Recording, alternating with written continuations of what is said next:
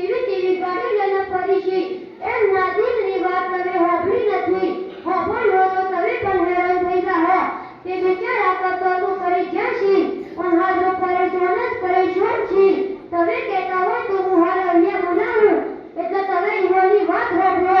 બોલે આબિદ સાહેબ હા જરૂર બોલાવો તાકા મને ખબર પડો અને ઘરવાળો હોબળી તો ઈવાને પણ ખબર પડો અલે મુદતી ઓ માય તારા દોસ્તાનો હોમ બંધ છે ભારે ઉતો છે પેલો જાય જૂતી બેડી લઈ લે અલે મોહમ્મદ તું ઓ માય બોલાના આબિદ બોલાવી દી